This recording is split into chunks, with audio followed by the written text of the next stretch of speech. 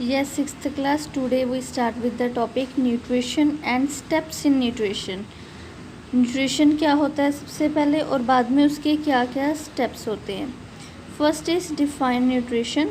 Nutrition is the process by which living organism obtain और synthesize their food and convert it into simple absorbable substances that can be utilized by body cell. अब इसमें क्या है, nutrition एक ऐसा process होता है living organisms के अंदर जिसमें वो फूड या तो किसी चीज़ से ऑब्टेन करते हैं, जैसे प्लांट से या एनिमल से लेते हैं, या वो खुद सिंथेसाइज करते हैं जैसे कि ग्रीन प्लांट्स, और उसको कन्वर्ट कर देते हैं इनटू सिंपलर वन, सिंपल चीज़ में कन्वर्ट कर देते हैं. क्योंकि अगर हम ऑब्टेन करते हैं फूड को तो वो कम्प्लेक्स मैटर में होता है, जैसे कार्बोहाइड्रेट, प्रोटीन, फैट, विटामिन, तो ये उसकी कम्प्लेक्स फॉर्म्स होती हैं और ये ऑब्जर्व नहीं हो पाती ईजिली, तो उसको कन्वर्ट कर देते हैं into their simpler and absorbable substances, ताकि वो बॉडी के अंदर एब्जॉर्व हो पाए, ताकि हर एक बॉडी का जो सेल है वो उसको यूटिलाइज कर सके, मतलब यूज़ कर सके. तो नेक्स्ट आता है स्टेप्स इन न्यूट्रिशन. जो खाना हमने ऑब्टेन किया, उसको सिंपलर किया, उसके क्या क्या स्टेप होते हैं. The food we take contain macro molecules of carbohydrate, fat and protein. ये तो हमें पता ही कि जो फूड हम ऑब्टेन करते हैं, चाहे प्लांट है चाहे एनिमल से लेते हैं, तो वो उसके मैक्रो मोलिक्यूलर फॉर्म में होता है. जैसे कि macro molecular high complex molecules होते हैं कार्बोहाइड्रेट के, फैट के या प्रोटीन के. The body can utilize them only when these complex macromolecules are broken down into simple soluble molecules. लेकिन हमारी बॉडी इन चीज़ों को तभी यूज़ कर सकती है, तभी उनसे एनर्जी ले सकती है, जब ये कम्प्लेक्स मैक्रोमोलिक्यूल्स जो है वो सिंपलर और सोलूबल में कन्वर्ट हो जाते हैं, उनकी ब्रेकिंग डाउन हो जाती है. The soluble molecules are then absorbed by the intestinal wall.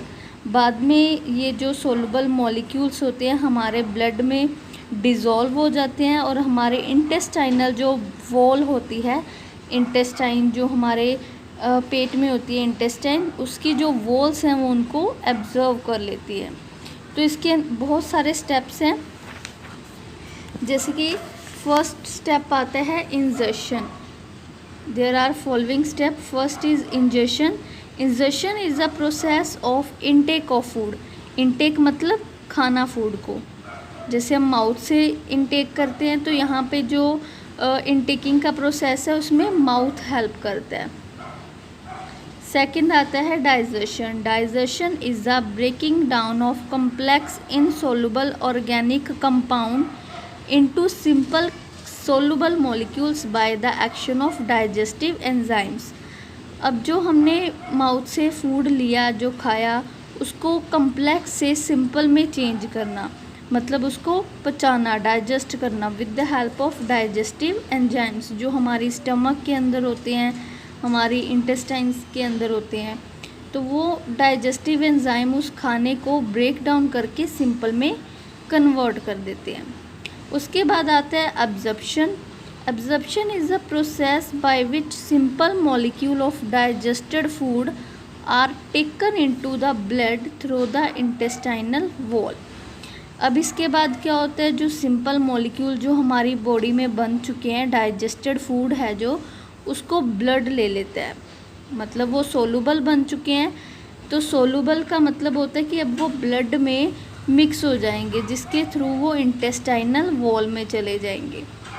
उसके बाद आता है असिमिलेशन.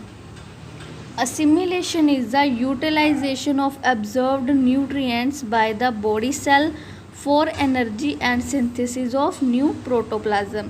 अब इंटेस्टाइनल वॉल के थ्रू जब ब्लड में फूड जाता है, तो ब्लड हमारी पूरी बॉडी में सर्कुलेट होता है, हर एक सेल तक ब्लड जाता है.